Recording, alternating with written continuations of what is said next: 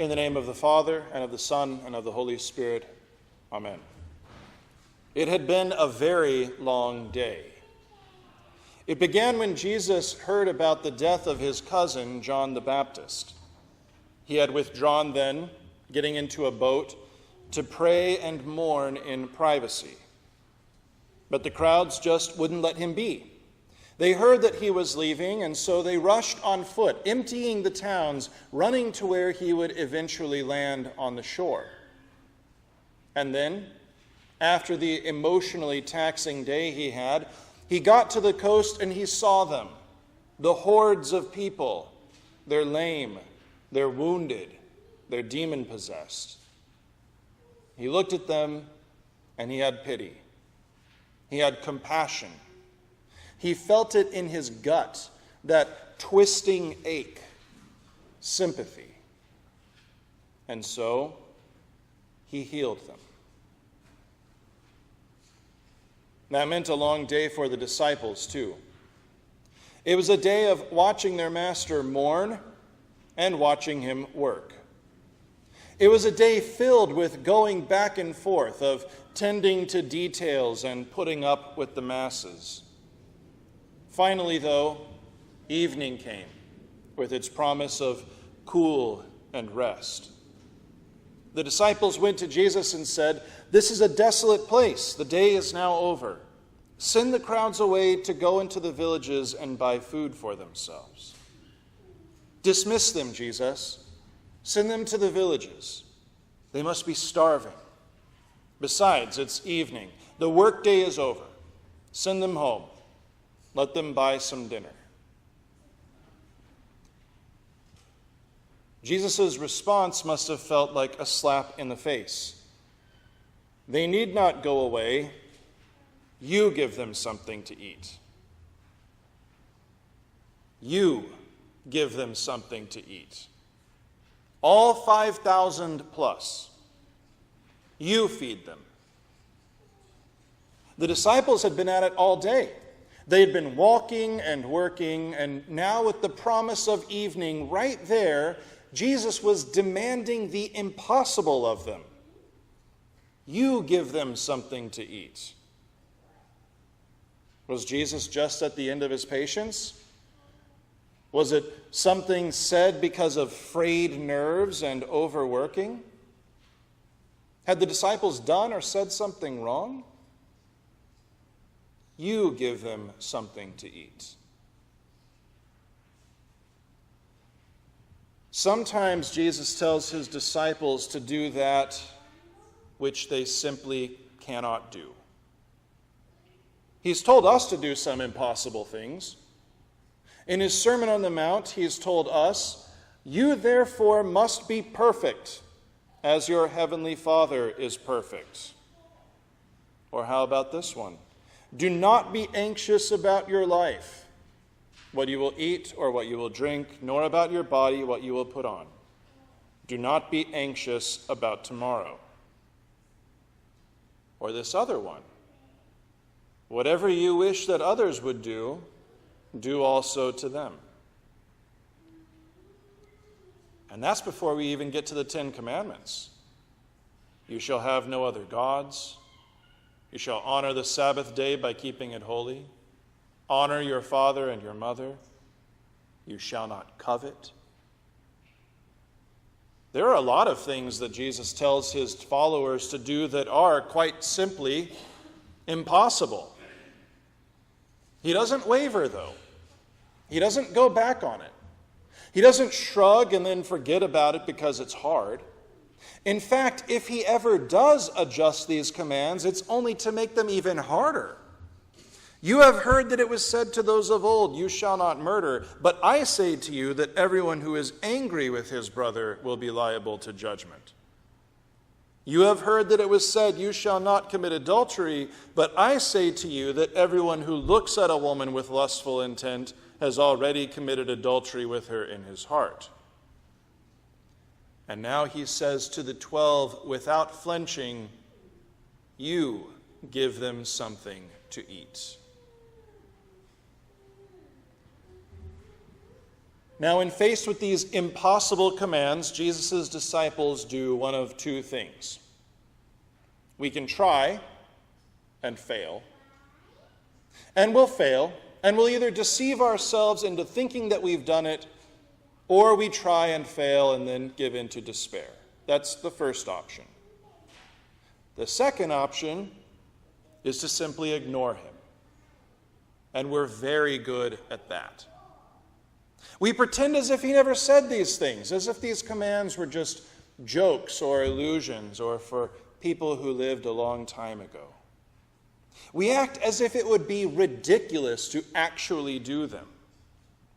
The 12 responded to Jesus' command to feed the crowds. We have only 5 loaves here and 2 fish. And we respond to Jesus' commands. You expect us to do what?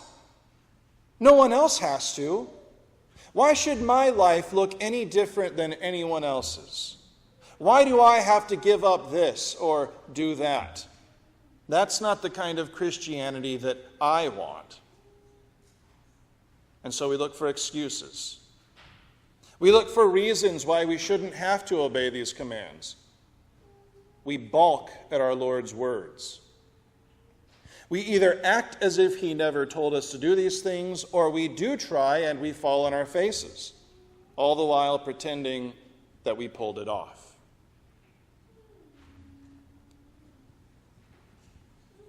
When Jesus' disciples balked at his command to feed the crowd, he knew that he would have to take matters into his own hands.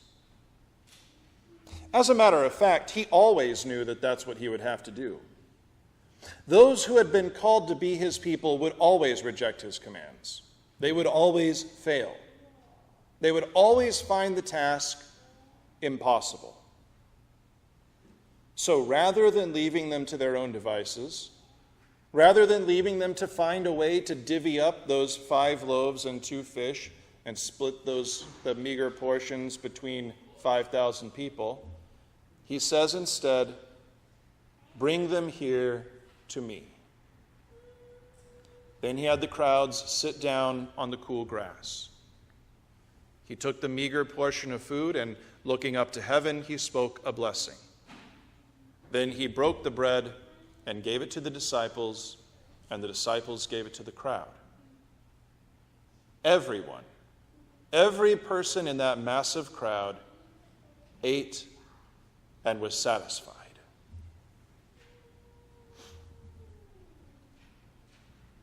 Jesus does what we cannot do in our place. He told the disciples to give the crowds something to eat, and then when it was impossible for them, he did it in their place. He fed the crowd. And when you have turned away from what he's told you to do, when you have balked at his commands and brushed them off as being antiquated or inconvenient or absurd, when you have refused them because his commands were too difficult, he did them in your place. He loved his neighbor as himself. He put his faith in his heavenly Father alone. He kept from lust and unholy anger. He has given as freely as he has received. He has been patient with those who test him. He has made peace with those who were against him, who demanded too much, even those who persecuted and killed him. He has given of himself when it seemed like there was nothing left to give. And he's done all of this for you when you would not, when you could not, when it was impossible. For us, for those who follow Jesus and put their faith in what he's done, this is the only way that it can be. We recognize that we are unable to do what he has commanded, and so our trust is in him, not in our ability to do these things, not in our cleverness to feed 5,000 people with 5 loaves and 2 fish. And then, in a marvel beyond comprehension, all that he has done, all that he has fulfilled, even the impossible, all of that is then credited to our account, as if we did them. At the cross, he gave to us what he has done, and it was credited to us as righteousness. We are covered in his perfect obedience. It was won when he was on Calvary, as he obeyed the Father's seemingly impossible will to bear the sins of the world. And then we were robed with it, with every impossible good thing that he did. We were covered with it in baptism, wrapped up in that white garment of Jesus' perfection. We receive it anew every time we eat of his body and drink of his blood. Another seemingly impossible feast that feeds not only 5,000, but many more. All of the saints who have ever lived, all of the redeemed who gather around his altar throughout the world, even now. He has been perfect for us, and his perfection, his doing the impossible, is granted to us. It's credited to our account. Now, this is not to say that now we can just brush off what he said. It's not to say that we never need to hear God's commands. We're not off the hook. Notice how this happened in our reading today. Jesus commanded his disciples to give the crowd something to eat, and then when they couldn't, Jesus did it in the place of his disciples. But take note. Then he broke the loaves and gave them to the disciples, and the disciples gave them to the crowd. Jesus does what his followers cannot do, and then he shares that with them. And they then can share that with others. Jesus has done what you could not. He loved you unconditionally while you were still running away from him.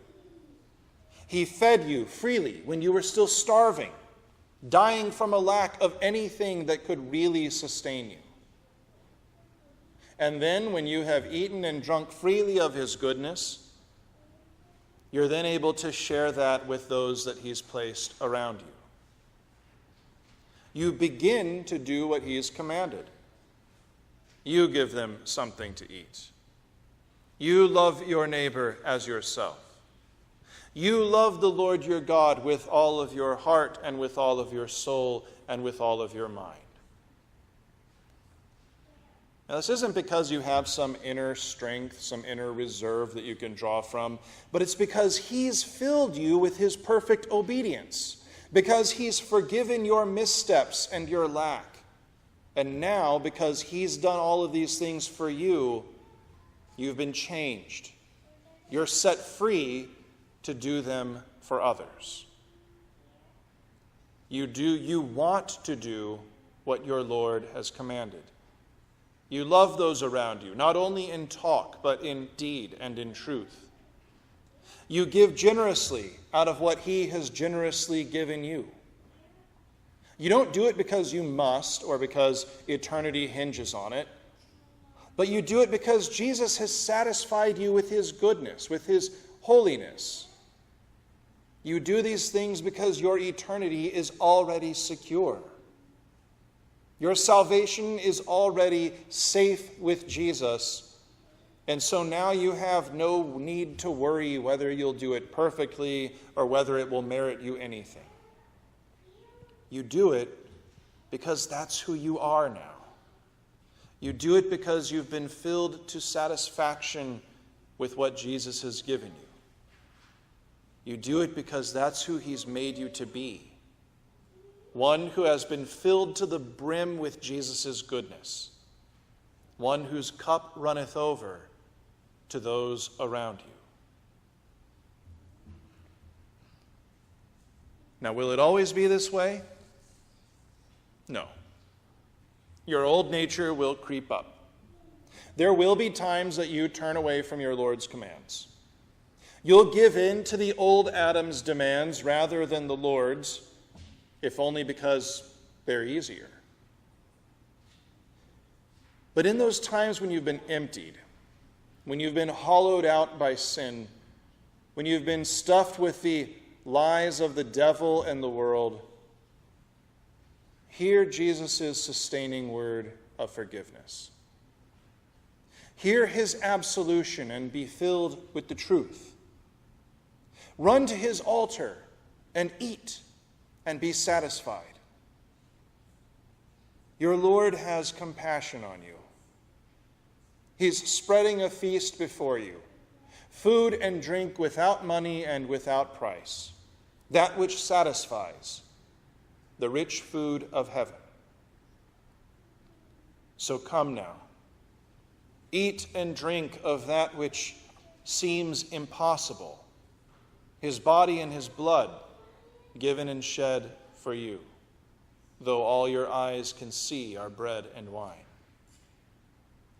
Come and be filled with his life, so that on the last day you can obey his final, impossible command as you rise from the dead to live with him in the everlasting life of the world to come. In the name of Jesus, who does what we cannot, amen.